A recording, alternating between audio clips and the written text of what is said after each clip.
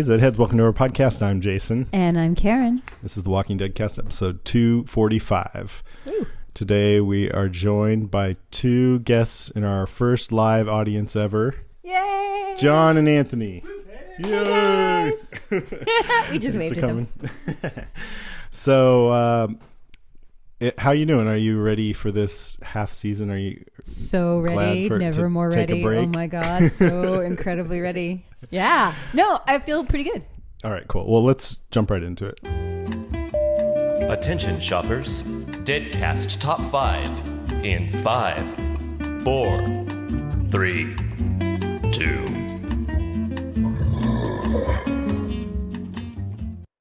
All right, it's our Deadcast Top 5 this week. It's our top 5 highlights for Season 7 and Episode 8, Heart Still Beating. Yeah, baby. So tell me what you thought of this episode before the last 5 minutes. I like this episode. Really? I did. Yeah, I thought did. you might. Yeah. I really, really did. Once again, we seem to have an episode that's sort of jam-packed with storylines, which is kind of great. Uh-huh. You like that better, all right? of the groups crammed in there. Yeah, I mean, so we saw everything. We saw all our favorites. We saw all of our favorites, including like Zombie Gone. Oh, that's right. Except I don't know if that's a good title for this lake. Like zombie there. It was so much action packed into this episode that what I think they could have done is they probably could have spread this episode out among a couple of episodes, but that's okay. You know, I'm splitting hairs. I actually really, really liked it. They crammed like 10 episodes Yes. into 8 this half season. Yes, Yeah. they did. Yeah. And I really feel like when it comes to Negan, he's kind of like a little human cilantro. You know, use sparingly and don't overpower the burrito. I was going to ask that because it was sort of like that this episode, right? I mean, little when he like, was used, it was a big chunk, like but condiment. yeah. I just want a little Negan sprinkled on the top. So I forgot to mention, but we had our call-in show, our second one for Patreon, and it was super fun, even more fun than the first one, I would say. It was so fun. And one of the things that came up is, what if, for you Game of Thrones fans, I'm not going to spoil, but there's some torture scenes that you Game of Thrones fans know about. What if all those scenes were crammed into one episode? This character torturing this other character for 90 minutes. Right. That's kind of what I think it's like for you watching one of these Negan episodes, right? Exactly. I just want a little bit of him sprinkled on top. That's all I really want. I loved it too. It was surprising, the deaths I didn't expect, and it was well paced and yeah, I mean, there's some things that I so loved about it, but I'll give it when we do our top 5. Okay. So let's get into our top 5. What's your number 5? Let's get into our top 5. So my number 5, I'm just going to start at the top and I'm going to say the introduction. You know, I love me a good introduction. I think this intro was really great. It was and it had one of my favorite scenes, which is Maggie showing Gregory who's the boss. Oh, yeah. She's like, I eat your apple. I eat it up. She's fabulous in that. Also, Negan teaching Carl about going against the grain. You see what he did there? Shaving, always go against the grain. Messing up the kitchen. Daryl escapes. It's all good stuff. I loved it. Daryl was kind of, he was almost cartoonish, like skulking around and not being suspicious at all. But the Maggie scene, I like seeing her grieve because, you know, it's sad, but... Was she grieving or eating? She was by the grave, crying, and it's good to see her honoring Glenn and also to show the seriousness of this death. And she had a baseball cap on, kind of like the one Glenn used to wear. Yeah, she did. Oh, yeah. Sort of a little homage to our Glenn. So that was cool. She ate an apple. She ate apple pie. I liked watching her eat it like a bear. Yeah. And I really like... Gregory is great for Lauren Cohan because Maggie having an antagonist brings out new flavors in her personality. Yes. Plus all this stuff that's happened to her. She's changed. But I think it's really good to show her strength, to have a guy like him as a foil, you know? And he's not a very threatening guy, so it's kind of easy to, you know, take an apple from him. It's not that hard. It wasn't hard at all. I mean, he's the kind of guy that he could... if he decides to potentially try to stir some shit up, you know? Yes. But because he's, at least in name, he's the leader of this place. Yes. So we'll see. But I think at least so far, he hasn't really been that He's much too of a threat. lazy. He's just gonna go back and like take a nap in his study in the mansion in the big And house just say, fuck it. and go get another apple. All right. Okay. Your So, number 5. well, you started with the beginning, and I will say my number 5 is the end, which I Yeah. thought was probably one of my favorite moments in this series so far. Yes. Rick saying they need to get ready to fight, and Right. leading up to that, the speech from Michonne.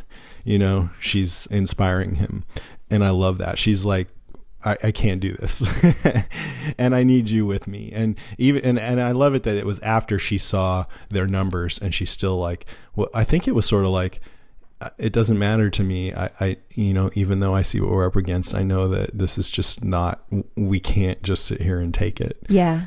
Yeah. So, and he agreed, and I was like, yeah. Well, do you think she is what convinced him to change his mind? Do you think that's what convinced him? What do you think it is? Do you think maybe it's a combination of a couple things? Maybe the fact that he found out that his kid had gone over to the sanctuary and seeing Aaron getting beaten savagely and then a couple Olivia people killed. Mm-hmm. Yeah, Spencer. I think a lot of things led up to it. In fact, the way he said it, he said it was like, yeah, I know. And it was like he already had come to that decision, but he just still let her go through that whole spiel anyway. Well, why'd you let me go through that whole spiel? With a blank look on your face. In the weird prison cell that Morgan made here. Yeah, why was he in the prison with a hatchet? Maybe he's going to see how strong it is, see if it can hold anybody. Well, I asked that on our Patreon page, and Laura Willie Swink said, for practical reasons, I believe the writers were showing us the cell to remind us that it is there and probably has a role to play in the future. Chekhov's prison cell. In a psychological sense, Rick has the hatchet and the note on the floor. The hatchet representing the group's past answer to violence, to replay it with violence, like with the termites. But the note says, even if you win, you lose. Maybe indicating that even if they win the war with Negan, they'll still be losers if they can't maintain some element of government and society, especially because they can't kill all the saviors and will need to find some way to assimilate or destroy anyone remaining. So there's one idea of I don't know, it was kind of weird hanging out in the jail cell. Yeah, kneeling on the floor. Mm-hmm. I completely agree. Yeah, the ending was great though. The music and the music was very sweet, and they hugged it out, which was a nice moment. The music was half of it. Like, I felt like the music in the ending was like with Michael Giacchino. Is that his name? In Lost. Yeah. That level of enhancement to it. Yes. You know? Because there was almost no dialogue. There was just them coming back, and it was so great. And the way that they all were giving each other looks. Yes. And it was all sort of confirmation. And also looking straight into each other's eyes, like, now that we know the energy was there, we know what we have to do. Now we don't have to be ashamed to look at each other anymore. You know, that's what it felt like to me. They were all on the same page finally. Yeah, you know, and it was, and they didn't have to sneak around. They could be honest with each other. Here's what we're going to do. We're going to stand up and fight. Right, and just knowing that they were all together in it, which is a theme of this episode, made them feel proud of what they were about to do. Right, even though I'm sure some of them won't make it out alive. What? What do you mean? Why would that be your problem? Did you like the moment when Rick gets his python, his phallic python handed that was back? Amazing. See, here it is. What? People are like, what? That's part of my Rick Grimes costume. cosplay. You did a good one. It's By not the way, real. I loved how Jesus said, you know, instead of charging over there, how about, you know, by the way, I stole this long range walkie-talkie and we can monitor them remotely. So I didn't catch that. Yeah, Jesus said to them, hey, so he bugged the place kind of, he stole a long range walkie-talkie, okay. so he can monitor them remotely. Nice. I'm like, oh my God, somebody thinking strategically. Thank you, Jesus, in so many ways. Also, he said, I think it's about time we meet King Ezekiel, and he kind of smiles. Jesus and I'm said like, that? woo! Okay, so it's all coming together. Because he's super cool and he has a tiger, and they have great produce over there, and he knows Carol and Morgan, and just don't mess up the kingdom for them, okay? Yeah, if Rick's Please going over don't. there, It'll all fall apart. Yeah, just ask Spencer. He's actually pretty wise, I would say. We'll get to that. But you mentioned the Python. This just with Daryl and Rick seeing each other and both kind of breaking down, crying. Oh, that totally got me. Yeah. Right? That was very, very Poor good. Daryl, man. You could tell he's gonna suffer He's from had a lot PTSD. of shit happen. So, go ahead. Sorry. And I should also say, the guy that he bludgeoned to death. Joseph. Yeah. Fat Joseph. Yeah, I feel bad about that. So as you know, I look at the show on two levels. One from a fan in the moment watching it, and the other from do I think this is good? Take a step back artistically for the show. Yeah. As a fan, I was like, you fucker. Yeah. Dude, you did not have to do that. He once he knocked him out, that could have been enough. Right. But I guess it was just like a rage thing. It was. Like, fuck these guys. Yeah. And I'm like, oh, that is so dark. But then, taking a step back, I'm like, oh, it's really bold of the show to go there. It's like someone in the middle of war doing things that they're not happy about later. And especially to Daryl, it kind of puts at least in my view, a black mark on his character, which I think is actually a bold thing to do. It is. As long as it has consequences. If it doesn't have any consequences, then I'm not going to be too happy with that. I think it will have consequences. I just wanted to say one more thing about the ending. So I think what made this ending especially powerful, because it was a huge turning point because Rick decided to fight, basically. All of them did, but I think Rick was the main one. And we've had to live with this situation for this whole season. And it's been so hard to watch Negan with his heel on them and humiliating them this whole time. So for us to have to deal with that just uncomfortable tension for so long and then have it relieved in the last 5 minutes of this episode was great. If he had decided in episode 2 to fight, then it wouldn't have been nearly as big of a deal. You're right. It was all worth it. I'm just saying, I mean, that's how these things work. If you build up so much tension, come on, do something, then they finally do. It's like, fuck yeah, versus it's like, come on, dude. Oh, good, you did. Oh, good. Good. That's what I thought. By the way, that was the penultimate ending. Did you see the little coda at the very end? Yeah, it was some strange person spying on Alexandria, right? Yeah. And was it the same person that was spying on Rick and Aaron at the Lake Zombiegon? Shack? At Lake Zombiegon? At the shack at Lake Zombiegon? Yes. Okay. It was. The guy with the electrical wire around his boots. That's wrapped around his boots. Right. Yeah, we saw his boots twice, and I love it when they toss mysteries like that in there. And I think it'd be hilarious if, when he's checking out Alexandria, you can hear him say to the camera, "Wow, they are a hot mess. I am not getting involved." I'm just going to keep on walking. And then it just shows the boots walking away, and that was it. So fuck this. Please, writers, please do that. I think it's Carl. No, I'm just kidding. No, I don't think it's Carl. I don't know who it is. Somebody bad, probably. Somebody who has nothing to do with any of this. Maybe. So that was actually the ending was also my number 4. Whatever, 4. Yeah. Okay, that'll be number 4. So my number 4 is actually kind of long. So if you have any stuff, just jump in. No, jump in if you want. But it's deaths and near deaths. Oh. So there were some deaths and there were some near deaths. Spencer. I liked his story, even though he's a weaselly guy. Mm-hmm. It was interesting, he's consumed by the need for revenge and he thinks Rick is a menace. Yeah. And probably if Negan would have listened to him, it might actually work out better for Negan in the end. If he just go and, okay, I'll kill Rick and put you in charge. That might actually work out better for Negan. Yeah. I agree.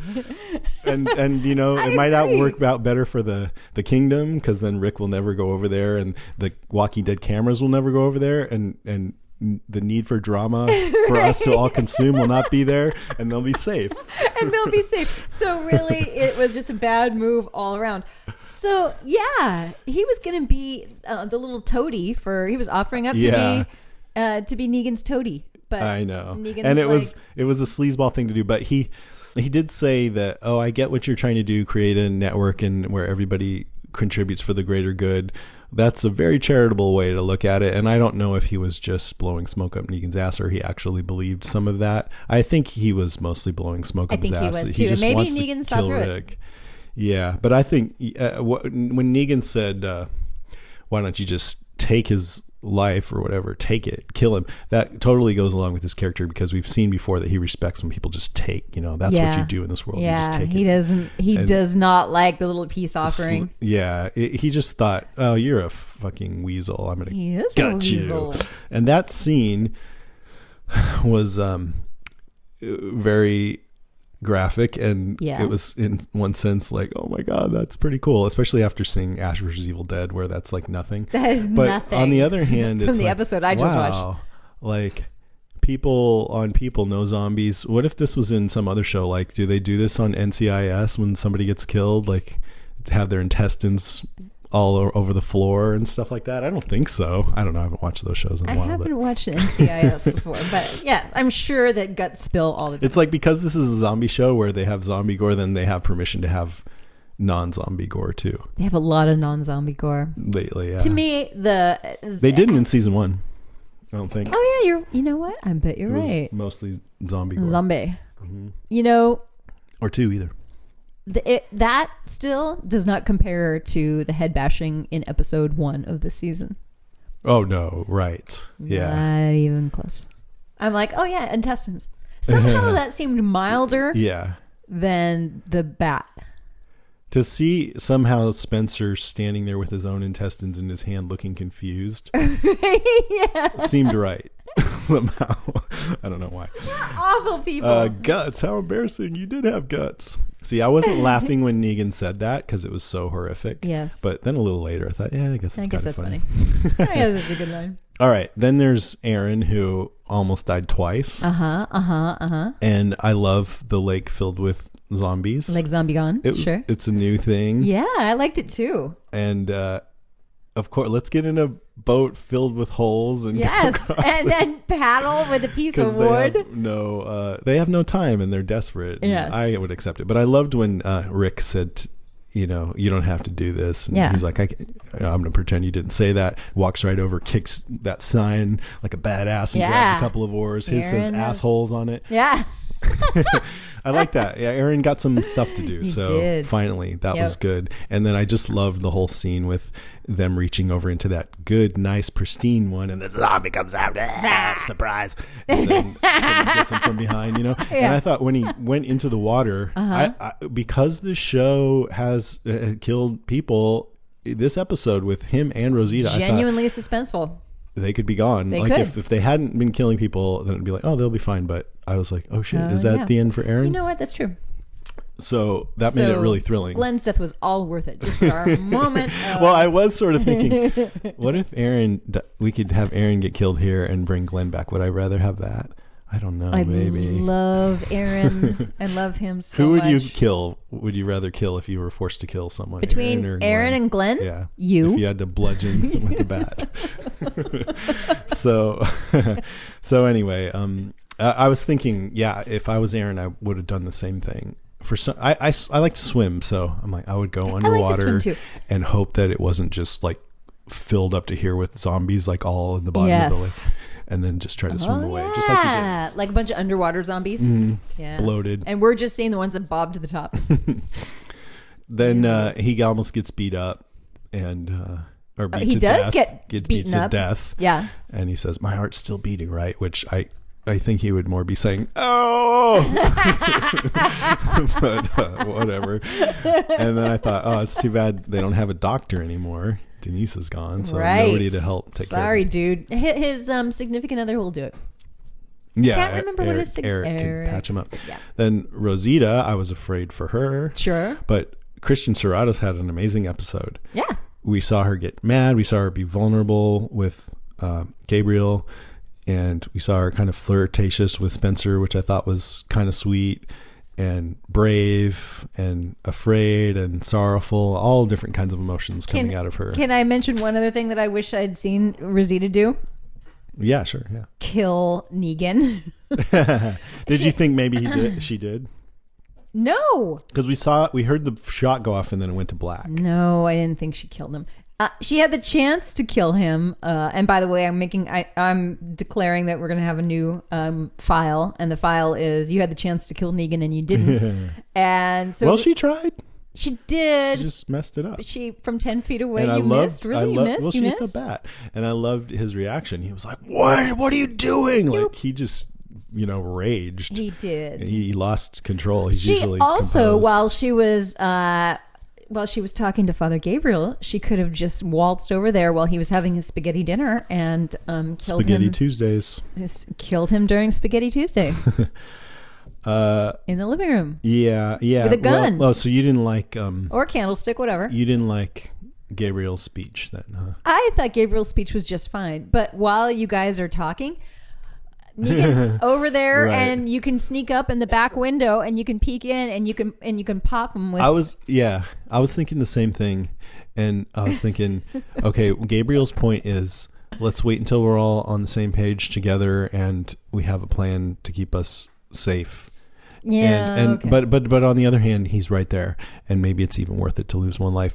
But then, like, do the saviors, are they going to be manageable if we just kill Negan and don't have any kind of a plan of what to do next? Right. So Yeah, that's I don't true. know. I mean, That's I'm not true. necessarily arguing that you're wrong, but just things to think about. Then she completely lost her shit and killed him over the pool table, which resulted Tried to kill him. sorry, which resulted in poor Olivia dying.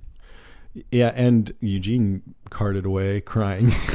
And I thought it was a stretch that Negan would notice a man-made bullet. Come on. So did I. Oh, look at that. That's under the suspension of disbelief. Yeah. I mean, really, can you just glance down? Oh my God, that's a homemade bullet. Who made it? Right. What? Yeah, that was pretty ridiculous. Yeah, so Olivia, she has a shot right in the cheek. Sad. Very. It was Tara had offered to take her place and Yep. she could go, but she stayed because she promised Rick she would watch Judith, and she's an honorable person, so she got to have her moment of honor before she went out. Yeah. She was great, and I'll miss her. Then there was Joseph, who Yes. we already kind of talked about. Yeah, Yep. we already talked. But I liked that guy. And I believed him when he said, "Hey, I'm just trying to get by Me just like you," too. because of what we've seen. He's been Yep. pissing his pants around. Okay, whatever you say. Right. I don't know. Please don't kill me. Yeah. So he seemed like not one of the saviors Yeah. that really gets into the whole savior Yeah. thing, but Yeah. who's just trying to get along to get along. And Daryl and didn't care. Daryl didn't know or didn't care, and He that went. was very. He went full Negan on sad. him. So I was just trying to think. Wow, we lost 2 more Alexandrians. How many Alexandrians have we lost? Spencer, Olivia, Denise, Deanna, Reg, Aiden, Jesse, Ron, Sam, Pete, Nicholas, and a whole bunch of extras. Okay. And who's left is Aaron, Eric, Enid, Tobin, Scott, possibly Heath, and a couple other. Tobin's still around? I think he's around. Is Tobin still around? I think so. Yeah. Yeah, I think he's around. Yeah. I think I saw him standing in the background. Yeah. I Okay. think you're right. Yeah. Okay. Stand in the background. Thank Yeah, you. he's still around. It's a live chat room. So there's a lot of dead Alexandrians. There are. Dead Woodburyans, dead Alexandrians. See a pattern? Now they're going to go to the kingdom. Oh no! Hide the tiger! Hide the tiger! Okay, so now it's time to take a little break and talk about our first sponsor, which is Harry's. I love me Harry's. They make beautiful, affordable, well-designed tools for shaving. And if you haven't heard of them before, Harry's was started by 2 best friends, Jeff and Andy, who were fed up with being overcharged for razors. So they started their own company to give people what they deserve, a great shave at a fair price. And I love my Harry's razor, which I use nearly every day. I have to say that women probably shave more skin than guys, so I feel like an expert. There it is. Speak for I've yourself. said it. No, I'm just kidding. Hey, I don't know where you shave. Maybe I don't want to know what you shave. No, I don't think you They know make that. great razors and they make great Right here. razor blades. And they feel good in your hand. And I have to say, I've never dropped mine in the shower, and that's really saying something. And they glide beautifully on your skin too. And if you're looking for the perfect gift that's useful and practical and really, really cool, Harry's has you covered. They even have that you can even get your razors engraved. And might I recommend GAC for your zombie-loving friend or I didn't partner? know that. That's cool. Right? So this holiday, Harry's has ready-to-gift shaving sets at all different price points, starting at just $15. Their new slogan is, "Man, I got to shave this shit." I was thinking their new slogan could be "Go against the grain, Go- people. okay. Always go against the grain." All come with a razor handle of your choice, shaving cream, replacement blades, and a travel cover.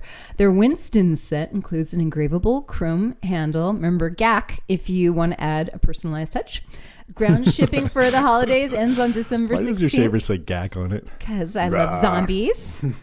So go to harrys.com right now to get a holiday shave set, and don't forget to enter the code DEADCAST at checkout for $5 off. That's harrys.com, code DEADCAST. Thanks, Harry's. Yay! I used my Harry's razor today, and I'm wearing the jeans from our other sponsor, and I'm looking at a fracture right now. Wow, way to get all of our sponsors in one glance. Okay, thanks, Harry's. What's your number Thanks, 3? Harry's. So my number 3 we actually covered most of, which is Lake Zombie Gone. I thought it was a great segment and really was terrific because, as we've spoken about before, it hasn't always been about the zombies this season, and it's been about the humans and how awful humans are. Well, this time it was about a bunch of aquatic zombies and 2 dudes in a boat. And it was great. It was suspenseful and terrific. And I was watching it with David, and David's like, "This is it. This is The Walking Dead." And I'm like, "Yeah, I know. It's awesome." So anyway, we've already talked about it though. I think Kirkman, from the very beginning of the comic, said he'd love to get to a point in the comic where you could have a few issues go by with no zombies, and it would be so good that no one would notice. But you and David would notice. We miss our zombies. Yeah, of course. And That's how much we love them. Yeah, I agree. It's like we're fond of them. This was a good little segment. Okay, my number 3 is about the theme of togetherness, and I think this episode was like the collective consciousness aligning on, all right, we need to get together and do something about this. Not only with our people, but even Richard wants to get Carol to talk to Ezekiel, and Enid says to Sasha, "It's not just you." Right. It's, because Sasha doesn't want to get Maggie involved with if it's just going to be the 2 of them. And even Gabriel's preaching to Rosita about waiting for the right moment and creating it together. Right. And I think that speech was really good because it was the most actual inspirational speech from him that I've ever heard, and the least creeped out I've ever felt when he's talked. Plus, as a preacher, he's supposed to kind of make you feel safe or whatever. Yeah. Usually it's like, where do you come from? But in this one, I was like, yeah, that's good, man. Good, thank you. Plus, we've confirmed that he made it back from his walk back from where he mysteriously just hopped out of a car and walked home. Right, when he was driving with Spencer. In the middle of a zombie apocalypse. Right. for no reason. And then let's see, Michonne, she decides that's enough, but she doesn't want to go off on her own. She wants Rick to do it with her. And especially after she and the sanctuary gal get there far enough away so they're not spotted, but she gets a sense of how vast the sanctuary is, and she's like, "Oh, okay, we can't win. I'm not going to try to kill Negan today." Oh, you think that's what? So she's like, we need everybody for this job. Yeah, I think, and at that point, Sanctuary Gal was like, I for whatever reason was like, yeah, you can't do this on your own. But yeah, I didn't get what she was saying. I got the sense that Sanctuary Gal was trying to help her. Yeah. But she said, okay, here's your options. Get rid of this car, and there's a silencer in the glove compartment. What does that mean? Kill yourself? Mm-hmm. Shoot her? Yeah, that's what Michonne did. Michonne shot her. Did we see that? No, what they did is they panned back and you heard a bang. And I said to David, Michonne just shot her? And really? David's like, somebody shot somebody because you heard the bang. Am I right? Yes. Oh, I totally missed that. Oh, okay, thanks. Oh my God. Yeah. Okay, well, that comment makes a lot more sense And now. then you see the car goes, pulls a Yui, and then we see Michonne. She's fine. Well, they should have had the door open and a body flop out. I was waiting for that. Like, at what point do you push her out? But Michonne wouldn't just push her out on the road. Michonne would probably be stealthy about it and push her out somewhere else. Because I guess if she hadn't done that, then the woman would have had to have told on her. Yeah. Okay. Yeah. Wow. Yeah. Or, I mean, who even knows why that gal was out there in the first place? What was she doing out there? We don't know. Driving. Just out for a drive. Aaron. Now, he's the only one.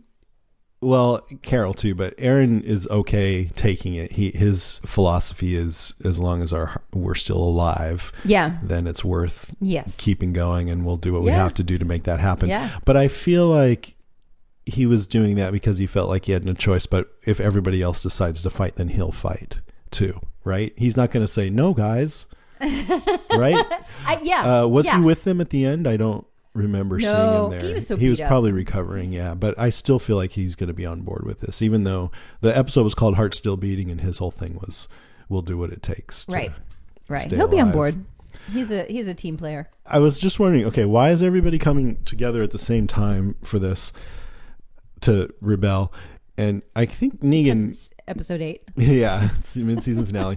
But I think Negan made somewhat of a mistake that it's easier to subjugate people if you take a little time with it and ease them into it. Yes. Where if you they're used to having their freedom and you just come in with your fist down. Yeah. If there's any chance of them to rebel, because that's a sharp change, right? That they're going to do it. If you put a frog in boiling water, the frog jumps out. If you slowly heat the pot, Heat it up. then Yeah. you got yourself a But boiled frog. He was definitely smart to take all their weapons, because he would have been in big trouble right after, they killed Olivia, and he's standing there with that shit-eating grin on his face. Yes.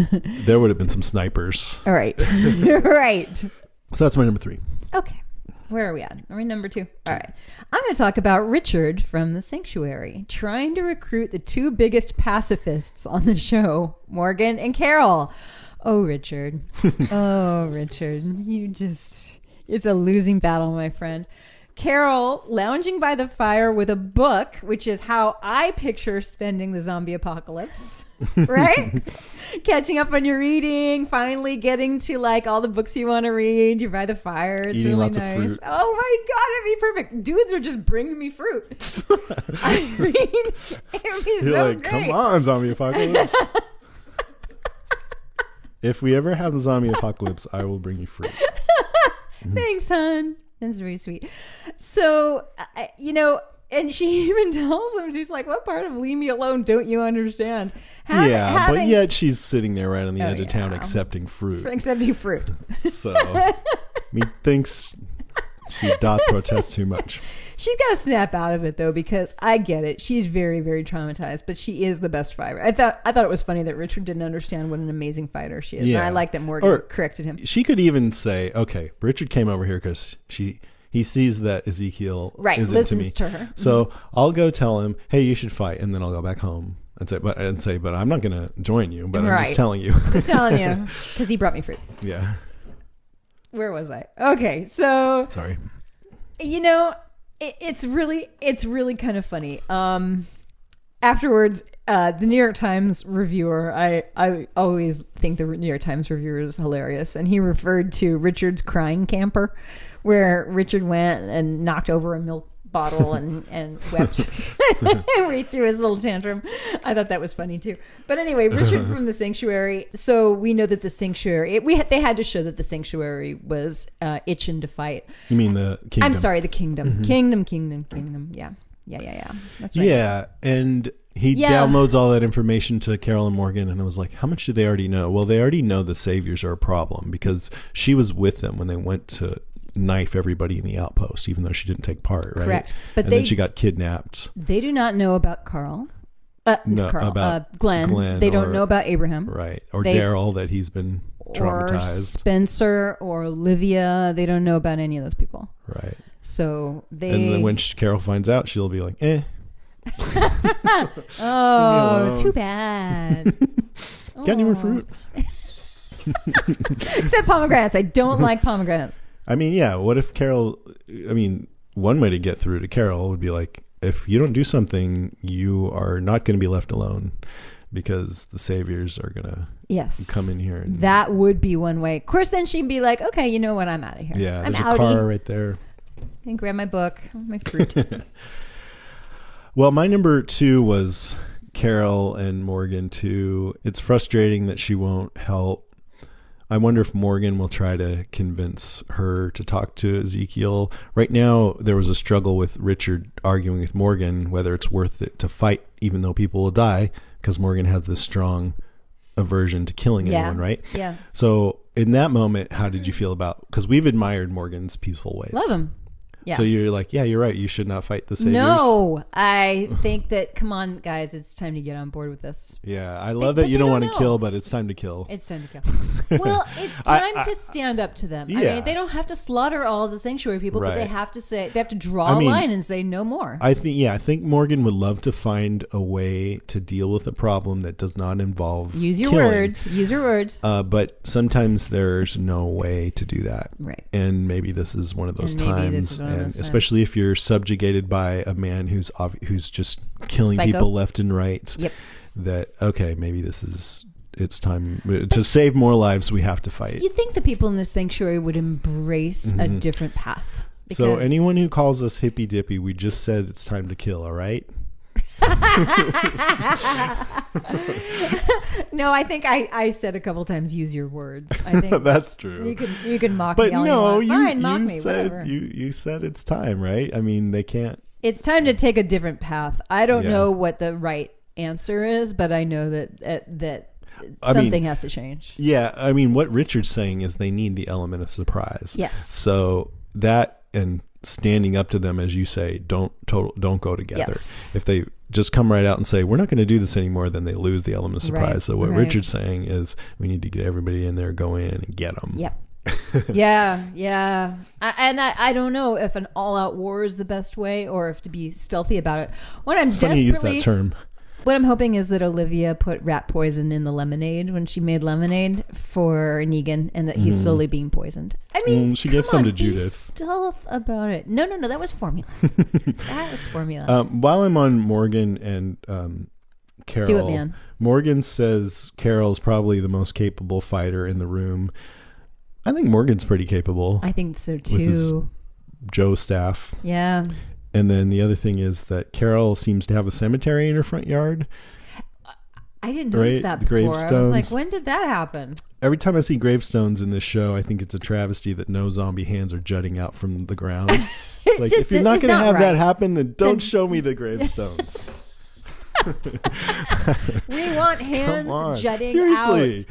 Why are you showing gravestones Here's in a a zombie question. show and no hands are jutting out? What? from She's underneath? living in a house with gravestones in the front yard? She's morbid. She didn't put him there. Maybe she No, did. I don't know. Yeah, it's really It's all strange. very strange. If they have a whole lot of zombies crawling out of those graves, I'd be really happy. Okay, what's your number one? All right. Well, actually, I had to reshuffle, so this isn't my number one, but I'm going to mention it anyway. It's and we already covered Spencer, but I'm going to just say Spencer, our idiot Latin scholar, Weasel. I think it was so funny that he went home and there was this whole weird HGTV montage where all of a sudden the house is magically cleaned up. I thought that was hilarious. And then he was practicing, hi, hey, you know. I'm like, wow, some Latin scholar. Then Rosita tells him straight up, dude, I'm just using you. And he's like, oh, you want to have dinner tonight? Yeah, that's okay. It was cute though, and I think the reason why they put that in there was as a red herring to make you think that his story was going somewhere. That he had tonight. Yeah, but it was it would have been repetitive if they got back together. So maybe that should have been actually a clue that he didn't have much longer to Yeah. live. But I was shocked. I mean, there was some tension there with Negan right before he gutted him. Then I'm like, oh, this doesn't seem to be going well. Oh. Nope. But for the most part, I didn't expect him to die this episode. No, I didn't either. And I think that happens in the comic, but I totally forgot. When he died, David says, oh no, now who's going to translate their Latin? They're in trouble. Anyway. Okay, my number one is Maggie, but we already talked all about him. So, I mean, her. It's a girl. So, I have some notes. Do it, man. Negan shaving. Negan looks a lot more like comic book Negan now, who has always been clean shaven, by the way. So it's funny every It's a time different he look. says, I got to shave that shit. It's like, yeah, man, shave it. It's a whole different look. He looks like a completely different character to me. Now you like him? Just kidding. I may not say He that. uses that straight razor. That's pretty hardcore. Yeah. He should get a Harry's razor. Much easier. Harrys.com/deadcast. So the weird savior chick coming on to Spencer. Maybe I'll buy you a Yeah. sandwich. If I was Spencer, I'd be like, "Can you walk away?" I mean, that was weird, right? It was And then what was up with the tattoo on the neck? yeah, That was quite a neck tattoo. But I did like when she goes, "You like watching haircut?" And what did you say? Yes. Yeah. Yes. As a matter of Yes, fact. I do. Oh, no. I guess I... Then, let's see, Richard suggested that there were a bunch of smaller groups right after the apocalypse that didn't make, I think he said, I was from a group that, like one you were probably from. I think what he was saying was there were smaller groups that a lot of them died out, but then some formed into bigger groups that were more successful. Yeah. And that's kind of what's happening now. And Ezekiel's a good leader. So Yeah. people rallied around him because he had community theater. The whole note that says "Congrats for winning, but you still lose." I was wondering what that meant. The middle finger. Jamie Dimmock said she thought the stuff might be poisoned, which I was kind of thinking too, but I don't think that was the idea. Kristen McWelgel-Borghino said maybe just because they're stuck in the zombie apocalypse. But I thought, not within the context of the episode, if they get these supplies, they're still under Negan's thumb, although I don't think that's who wrote it meant. But I have a theory. what? Here's my theory. The theory has to do with the boot guy. Oh, yeah, that he is going to mess with them. Maybe. Could be, yeah. We don't know Maybe. what he's doing there. Maybe he watched the whole thing, and then as they were pulling away with the big truck, as Rick and Aaron were pulling away from Lake Zombie Gone, Boot Guy jumped on the back and hopped a ride to Alexandria. Yeah, I mean, he followed him somehow. Rick still wears his gun belt, I noticed, even though it's empty. Now he doesn't. He's Not got his anymore. python back. That's right.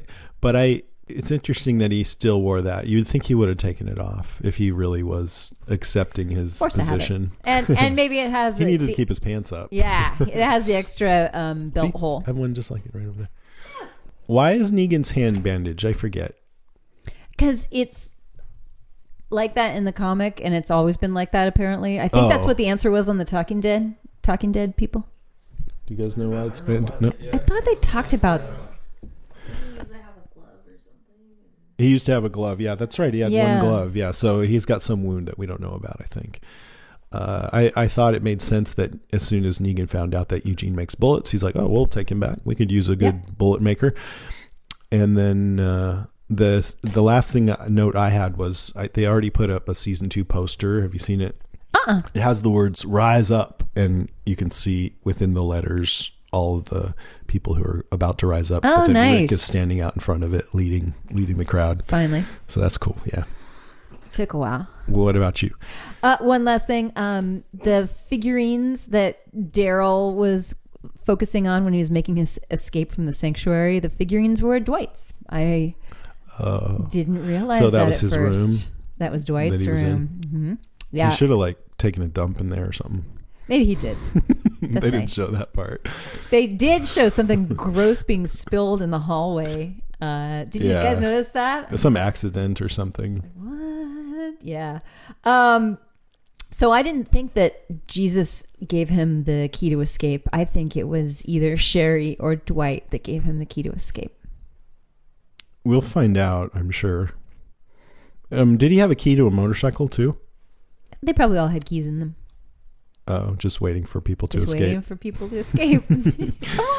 What was your score? What do you give this? I'm going to give it, out of 5 tasty brains, I'm going to give this a solid 4.2. It's pretty good. I think so. Especially how I've been grading this whole season. So Yeah. 4.2 is strong. I give it a 4. Does that feel right? 7. Yes, that